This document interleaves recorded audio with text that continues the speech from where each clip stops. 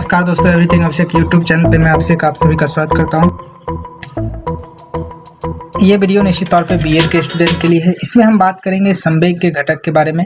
पिछले वीडियो में हम संवेग के बारे में ही पढ़ रहे थे, जिससे रिलेटेड था कि उसकी प्रकृति के बारे में और उसकी विशेषता को मैंने पढ़ा था। और उसके बाद जो है कि प्रकृति के बारे में भी हमने जान लिया था, परिभाषा को जान लिया था और सिद्धांत को भी जान लिया था। इस वीडियो के अंतर्गत हम समझेंगे संवेग के घटक क्या हो सकते हैं और साथ ही साथ संवेग के जो शिक्षा में क्या महत्व है, संवेग हमें जो शिक्षा के दौरान यानी बीएड कोर्स के दौरान क्यों पढ़ाया जाता है संवेग टॉपिक को। तो इस बात को हम समझेंगे कि क्यों, क्या शिक्षा का जो महत्व है, शिक्षा में क्या महत्व है संवेग का, इसके बारे में पॉइंट वाइज समझेंगे। शुरू करते हैं वीडियो अच्छा लगे तो लाइक कर दीजिएगा, शेयर कर लीजिएगा दोस्तों के साथ, सब्सक्राइब कर लीजिएगा मेरे चैनल पर नए हैं तो, और नए वीडियो की नोटिफिकेशन पाने के लिए बेल आइकन प्रेस कर लीजिएगा। शुरू करते हैं। यहाँ पर देख सकते हैं सबसे पहला टॉपिक निकल के आता है संवेग का घटक क्या है।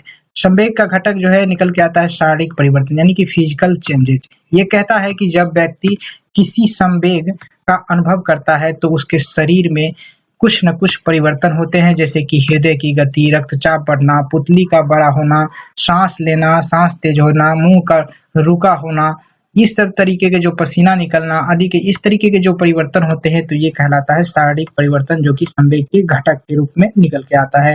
नेक्स्ट पॉइंट निकल के आता है यहाँ पे संवेग के घटक के रूप में कि व्यवहार में बदलाव और संवेगात्मक अभिव्यक्ति। तो ये कहता है कि चेंजेज इन बिहेवियर एंड जो है कि changes in behaviour and emotional expression. तो ये कहता है जब आप व्यवहार में परिवर्तन लाते हैं, व्यवहार में बदलाव लाते हैं और संवेगात्मक अभिव्यक्ति को व्यक्त करते हैं तो ये कहलाता है इस पॉइंट के अंतर्गत संवेग के घटक के तौर पे। यहाँ पर निकल के आता है कि इसका तात्पर्य क्या है। तो इसका तात्पर्य बाहरी और ध्यान देने योग्य चिन्ह से है, यानी कि बाहरी, इसका जो तात्पर्य है बाहरी और जो है कि ध्यान देने योग्य चिन्ह से है, जो एक व्यक्ति अनुभव कर रहा है, बाहरी तौर पे। यहाँ पर देखेंगे आगे पॉइंट निकल के आता है कि इसमें चेहरे के हाव भाव, शारीरिक स्थिति, हाथ देख सकते हैं, हाथ द्वारा संकेत करना, भाग जाना, मुस्कुराना, क्रोध करना एवं कुर्सी पर अचानक बैठना सम्मिलित है। इस सभी जो पॉइंट है इस सभी सम्मिलित है, जिसमें कि अचानक तौर पे हम किसी न किसी एक्टिविटी को अंजाम दे देते हैं तो ये कहलाता है निश्चित रूप से संवेगात्मक अभिव्यक्ति के रूप में।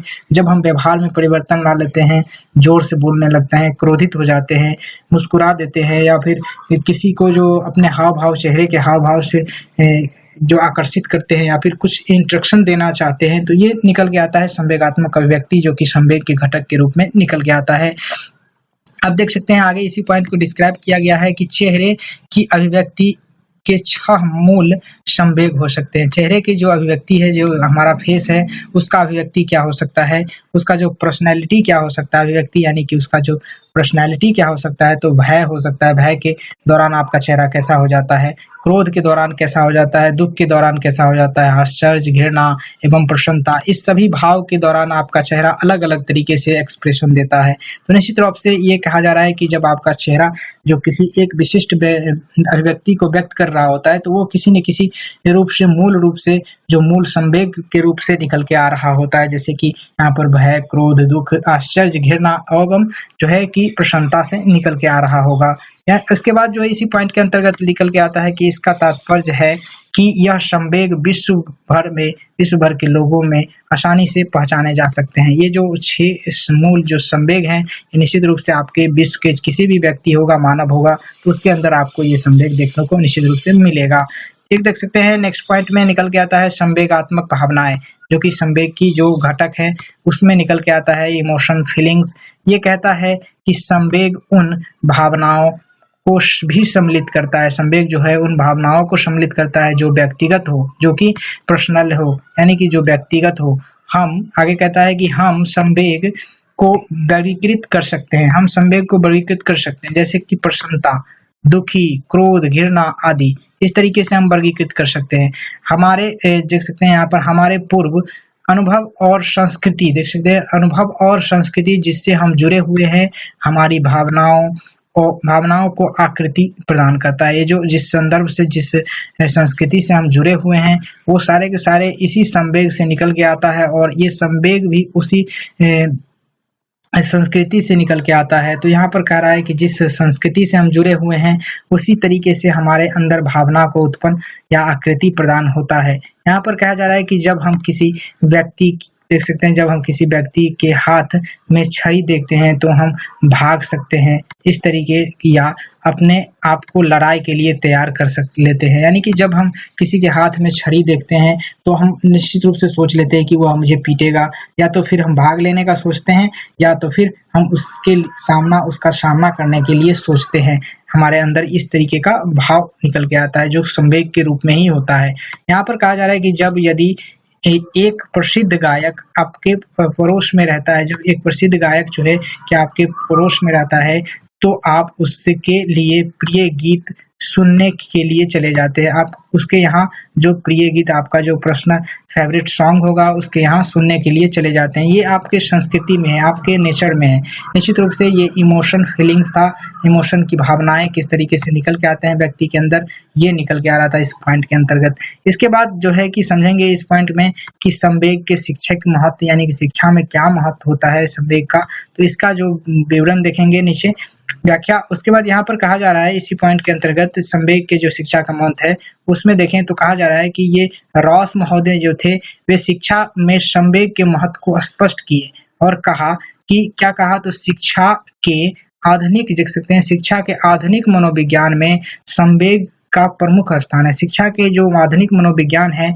वहां पर रॉस महोदय ने कहा कि जो विशेषकर उसका प्रमुख स्थान है, शिक्षा में संवेग का प्रमुख स्थान है, और शिक्षण विधि में जो आज प्रगति हो रही है उसका कारण संभवतः इसी अन्य तत्वों अपेक्षा यह अधिक है। देख सकते हैं कि जो यह कारण जो है कि जो संभवतः शिक्षा की स्थिति में जो आज प्रगति हो रहा है शिक्षा के क्षेत्र में, शिक्षण की विधि में, तो निश्चित रूप से यह संवेग का ही है। और कहा जा रहा है कि उसका जो संभवतः किसी अन्य तत्व से की अपेक्षा यह अधिक है कि यह संवेग से ही प्रभावित होकर के शिक्षण जो विधि है शिक्षा के अंतर्गत संवेग से ही ज्यादातर प्रभावित होते हैं। आगे जो लिखा गया है इसी में कि संवेग हमारे सभी कार्यों को गति प्रदान करते हैं। संवेग क्या है, तो हमारे सभी कार्यों को गति प्रदान करते हैं और शिक्षक को उन पर ध्यान देना अति आवश्यक है। शिक्षक को क्या है, तो उसके अंदर ध्यान देना अति आवश्यक है, उनके अंदर ध्यान देना, उन पर ध्यान देना अति आवश्यक है।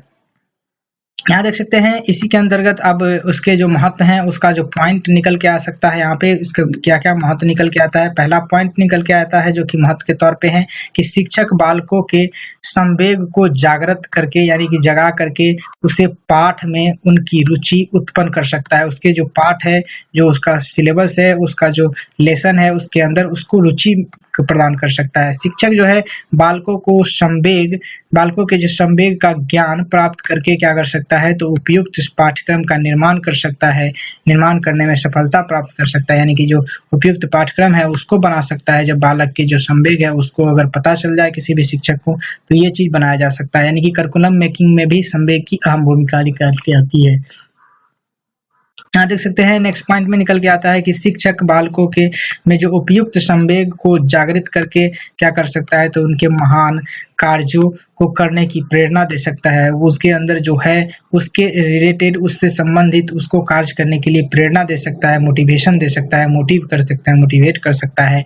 यहाँ पर निकल के आता है शिक्षक जो बालकों की मानसिक शक्तियों के मार्ग को प्रशस्त करके उन्हें अपने अध्ययन में अधिक क्रियाशील बनाने की प्रेरणा प्रदान कर सकता है। यहाँ पर लिखा गया है कि शिक्षक जो है बालकों के अंतर्गत जो है कि संवेग को जागृत करके उनको जो महान कार्यों को करने की प्रेरणा दे सकता है। शिक्षक बालकों की मानसिक शक्तियों के मार्ग को प्रशस्त कर सकता है, उन्हें अपने अध्ययन में अधिक क्रियाशील बनाने के लिए प्रेरणा दे सकता है। उन्हें जो है अधिक क्रियाशील बनाने के लिए भी संवेग की आवश्यकता हो सकती है। संवेग का एक विशिष्ट महत्व निकल के आ सकता है।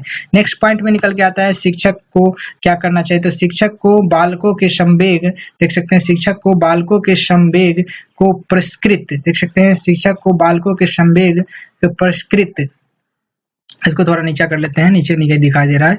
यहाँ पर देख सकते हैं शिक्षकों को बालक के संवेग को पुरस्कृत करके उनको समाज के अनुकूल व्यवहार करने की क्षमता प्रदान कर सकता है, यानी कि सामाजिक विकास में भी संवेग का बेहद ही इम्पोर्टेंट महत्व निकल के आ जाता है। यहाँ पर कह रहा है कि शिक्षक को बालकों को अपने संवेग पर नियंत्रण करने की विधियां बताकर उनको जो शिष्ट और सभ्य बनाने की सलाह दी जाती है। जब शिष्टाचार की बात करते हैं तब ये पॉइंट निकल के आता है। संवेग को अपना करके ही, संवेग को काबू में ला करके जब बच्चे को शिष्टाचार बनने की जो सलाह दी जाती है, तो ये निश्चित रूप से इसी से निकल के आता है।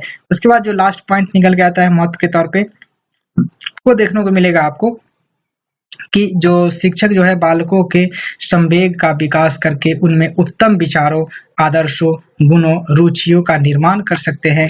इस तरीके से कि बच्चे के किस तरीके का रुचि होना चाहिए, बच्चे में किस तरीके का आदर्श होना चाहिए और किस तरीके का गुण होना चाहिए, ये सारे के सारे चीज़ आपको डिफाइन कर सकते हैं, आप डिफाइन कर सकते हैं शिक्षक के तौर पे बालकों में। निश्चित रूप से आपको समझ में आ गए होंगे संवेग के जो महत्व क्या था, शैक्षणिक महत्व क्या था, और जो साथ ही साथ इसके बारे में आपको समझ में आ गया होगा कि संवेग का शैक्षिक महत्व क्या था, और साथ ही साथ संवेग की जो भावनाएं थी क्या निकल के आ रहा था, और जो इसका जो घटक क्या था ये निकल के आ रहा था, फैक्टर क्या था, संवेग के जो फैक्टर है वो क्या क्या निकल के आ रहा था जो कि संवेग से संबंधित था। निश्चित रूप से ये वीडियो बेहद ही यूजफुल होगा बीएड के कोर्स और टीईटी के एग्जामिनेशन के लिए। निश्चित रूप से वीडियो अच्छा लगा हो तो लाइक कर दीजिएगा, शेयर कर लीजिएगा दोस्तों के साथ। साथ ही साथ मेरे चैनल पे नए होंगे तो सब्सक्राइब कर लीजिएगा इस तरीके के वीडियो देखने के लिए। तब तक के लिए जय हिंद, वंदे मातरम। Thank you for watching this video.